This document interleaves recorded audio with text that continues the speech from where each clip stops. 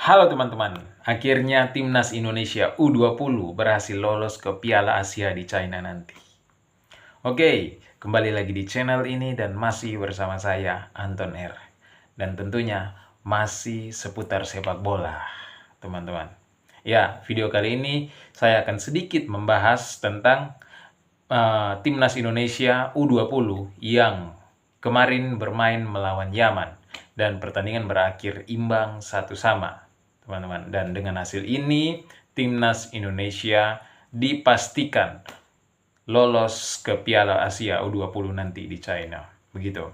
Ya, walaupun Timnas Indonesia ketika melawan Yaman kemarin banyak sekali kritikan yang didapat oleh Coach Indra Safri dan anak-anak asuhnya karena bermain cukup buruk, teman-teman. Ya, bermain sangat buruk.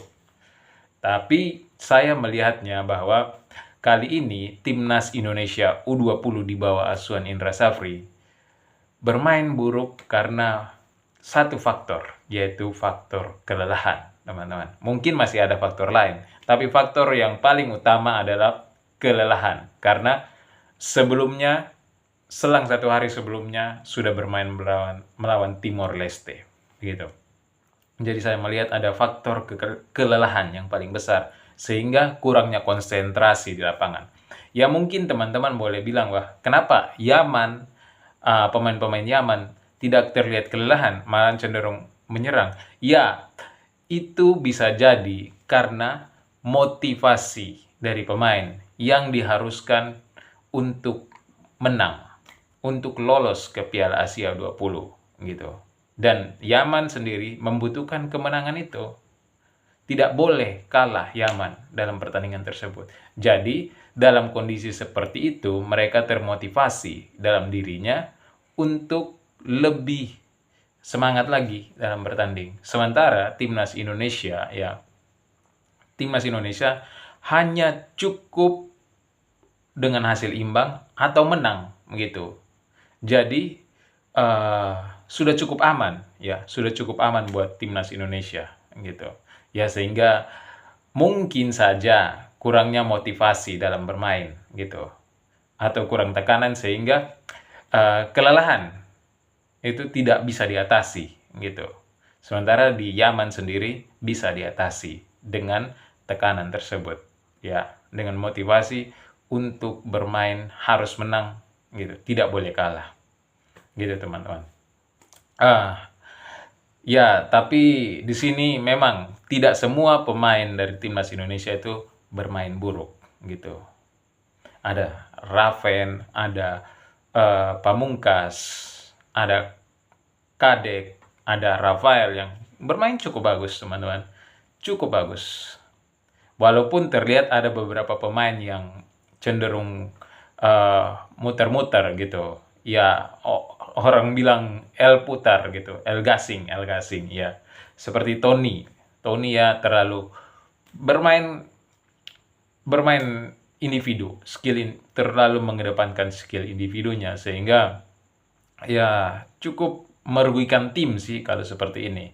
Mungkin pertandingan berikutnya perlu dievaluasi lagi. Perlu adanya evaluasi dari Coach Indra Safri sendiri untuk pemain-pemain yang sering melakukan skill-skill individu, ya, begitu. Sementara sepak bola adalah permainan tim. Boleh skill individu, bukan tidak boleh, tapi perlu dilihat kondisinya seperti apa, begitu. Lawan kita bagaimana, ya, gitu. Dan ya Timnas Indonesia seperti yang kita tonton kemarin, bermain bertahan. Entah kenapa permainan bertahan, padahal banyak orang yang bilang bahwa dan memang ini fakta bahwa levelnya Timnas Indonesia itu lebih di atas Yaman gitu. Lebih di atas gitu. Jadi sangat tidak wajar kalau Timnas Indonesia kemarin bermain bertahan. Dan bukan hanya bermain bertahan, bermainnya buruk sama sekali, hanya mengandalkan flank. Maka banyak yang bilang juga bahwa Coach Indra Safri itu masih minim strategi, hanya memanfaatkan flank kiri dan kanan gitu. Ya. Nah, dan itu memang strategi yang diterapkan oleh Indra Safri dalam beberapa pertandingannya, dalam banyak pertandingan. Indra Safri sering memanfaatkan flank kiri dan kanan, begitu. Ya mungkin itu memang strategi andalan dari Indra Safri, dari coach Indra Safri sendiri.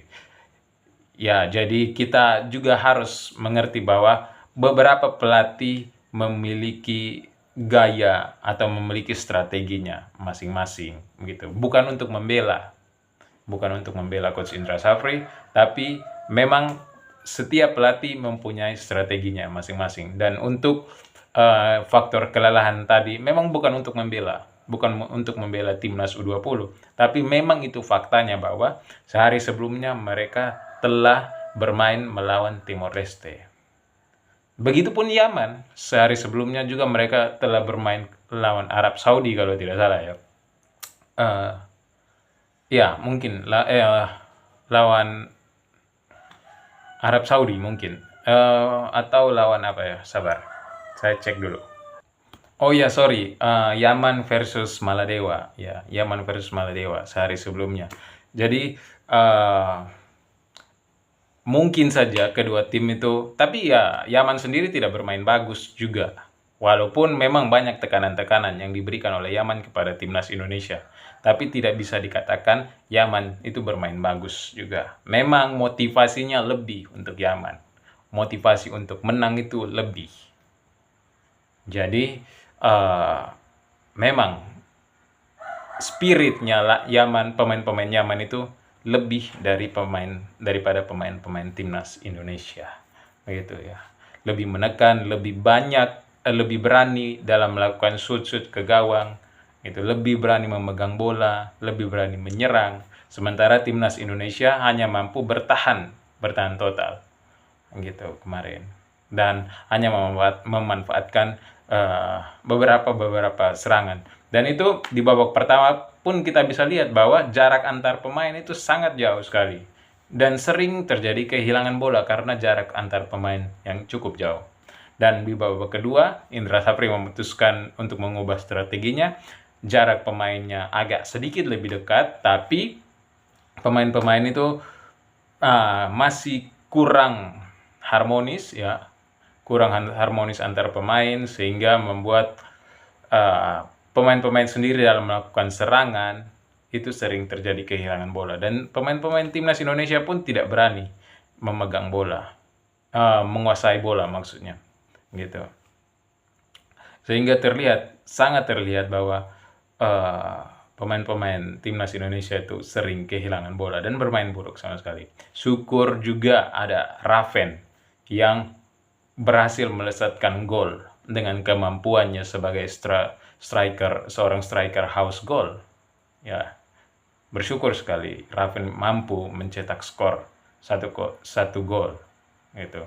Dan Raven ini termasuk dalam striker yang house goal karena dia sudah mengkoleksi 3 gol dari 3 pertandingan, gitu, teman-teman.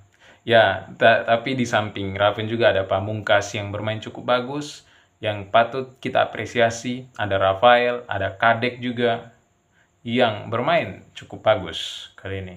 Hanya disayangkan bahwa seorang Tony tadi patut dicatat oleh Coach Indra Safri sebagai bahan evaluasi, begitu.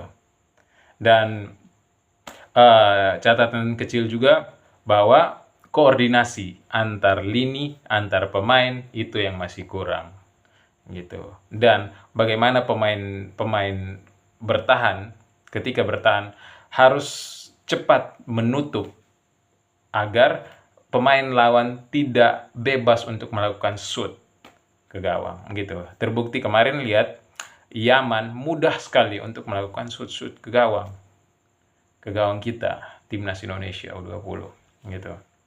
Dan gol dari pemain Yaman pun lewat dari shoot itu, lambat ditutup.